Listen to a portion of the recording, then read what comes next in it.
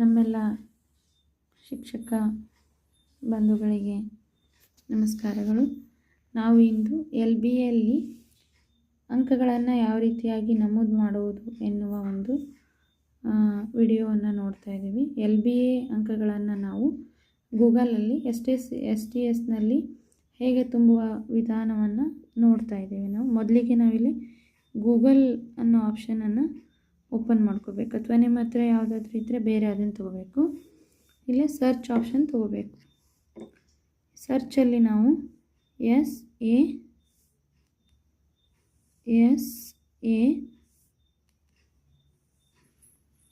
SATS Karnataka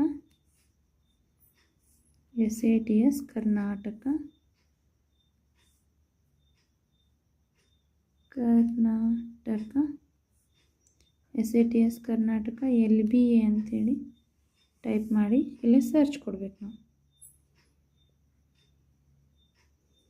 ಇಲ್ಲಿ lesson based assessment ಅಂತ ಬರ್ತಿದೆ, ಇದನ್ನು ನಾವು ಓಪನ್ ಮಾಡ್ಕೋಬೇಕು.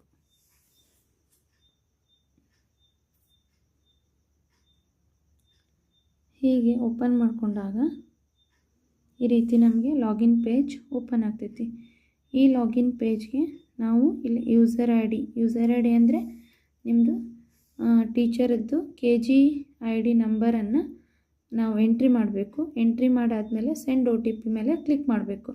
ಈ ರೀತಿ ಕ್ಲಿಕ್ ಮಾಡಿದಾಗ OTP ತೊಗೊಂಡು ನಮ್ಗೆ ಲಾಗಿನ್ ಪೇಜ್ ಓಪನ್ ಆಗ್ತೈತಿ. ಈ ರೀತಿಯಾಗಿ STS ಲಾಗಿನ್ ಓಪನ್ ಆಗ್ತದೆ. ನಾವು ಈ ಪಾಯಿಂಟಿಗೆ ತೊಗೊಂಡಾಗ ಇಲ್ಲಿ LBA ಅಂತೇಳಿ ಬರ್ತದೆ. ನಾವು LBAನ ಸೆಲೆಕ್ಟ್ ಮಾಡ್ಕೋಬೇಕು. ಇಲ್ಲೆಲ್ಲಾದರೂ ಒಂದು ಕಡೆ ಸ್ಕ್ರೀನ್ ಟಚ್ ಮಾಡಬೇಕು, ಇದು ಹೋಗ್ತದೆ. ಇಲ್ಲಿ ಸೆಲೆಕ್ಟ್ ಮಾಡಿಕೊಂಡು ನಾವೇನು ಮಾಡೋದು, ದೊಡ್ಡದು ಮಾಡ್ಕೊಳ್ಳೋಣ. LBA ಅಂತ ಇದೆ, LBA ಸೆಲೆಕ್ಟ್ ಮಾಡ್ಕೊರಿ. ಹೀಗೆ ಈ ರೀತಿ ಸೆಲೆಕ್ಟ್ ಮಾಡಿಕೊಂಡಾಗ ನಿಮಗೆ ಪೇಜ್ ಓಪನ್ ಆಗ್ತದೆ. ಫಸ್ಟು ನೀವು ಯಾವ ಕ್ಲಾಸನ್ನು ಮಾಡ್ತಾ ಇದ್ದೀರಲ್ಲ ಆ ಕ್ಲಾಸ್ ನೀವು ತೊಗೋಬೇಕು. ನೆಕ್ಸ್ಟ್ ಇಲ್ಲಿ ಮಾಧ್ಯಮ ಕನ್ನಡ ಇದೆ, ನೀವು ಇಂಗ್ಲೀಷ್ ಇದ್ದರೆ ಇಂಗ್ಲೀಷ್ ಸೆಲೆಕ್ಟ್ ಮಾಡ್ಕೊರಿ. ಹಾಗೆ ಇಲ್ಲಿ 6th ಇರೋದ್ರಿಂದ ಕನ್ನಡ, ಇಂಗ್ಲೀಷು, ಹಿಂದಿ ಅಂತ ಇರುತ್ತೆ, ಅದನ್ನು ಆಯ್ಕೆ ಮಾಡ್ಕೋಬೇಕು. ವಿಭಾಗ A ಅಂತ ಇದೆ, ವಿಷಯ ಆಯ್ಕೆ ಮಾಡಿರಿ. ಮ್ಯಾಥಮೆಟಿಕ್ಸ್, ನಾನು ಮ್ಯಾಥಮೆಟಿಕ್ಸ್ ಮಾಡ್ತಾಯಿದ್ದೀನಿ. ಹಾಗೆ ನೀವು ಇಲ್ಲಿ ಅಧ್ಯಾಯದ ಹೆಸರನ್ನು ಆಯ್ಕೆ ಮಾಡ್ಬೋದು. ಈ ಅಧ್ಯಾಯದ ಹೆಸರು ಗಣಿತದಲ್ಲಿ ಮಾದರಿಗಳು ಅಂತ ನಾನು ಮಾಡ್ತಾಯಿದ್ದೀನಿ. ಈ ರೀತಿ ಸೆಲೆಕ್ಟ್ ಮಾಡಿಕೊಂಡು ಯಾವ ಡೇಟಿಗೆ ನೀವು ಎಕ್ಸಾಮನ್ನು ನಡೆಸಿದ್ದೀರಿ ಆ ಡೇಟಿಗೆ ನೀವು ಇದನ್ನು ಸೆಲೆಕ್ಟ್ ಮಾಡ್ಕೋಬೇಕು. ನಾನು ಈ ಡೇಟಿಗೆ ನಡೆಸಿರೋದ್ರಿಂದ ಡೇಟನ್ನು ಸೆಲೆಕ್ಟ್ ಮಾಡ್ಕೊತಾ ಇದ್ದೀನಿ. ಇಷ್ಟಾದಮೇಲೆ ನೀವು ಇಲ್ಲಿ ಕೊಟ್ಟರೆ ಅಂದ್ರೆ ಆ ಸ್ಕೂಲಿನ ಡಾಟಾ ಏನಾಗ್ತೈತಿ, ಎಂಟ್ರಿ ಆಗ್ತೈತಿ. ಇಲ್ಲಿ ವಿದ್ಯಾರ್ಥಿಗಳ ಹೆಸರು ಇರ್ತದೆ. ಈ ಹೆಸರಿಗೆ ನಾವು ಮಾರ್ಕ್ಸನ್ನು ಎಂಟ್ರಿ ಮಾಡಿದ್ವಪ್ಪ ಅಂತಂದ್ರೆ ಇಲ್ಲೇನಾಗ್ತೈತಿ, ಆಟೋಮೆಟಿಕಲಿ ಅದೇ ಗ್ರೇಡನ್ನು ತೊಗೊಳ್ತೀವಿ.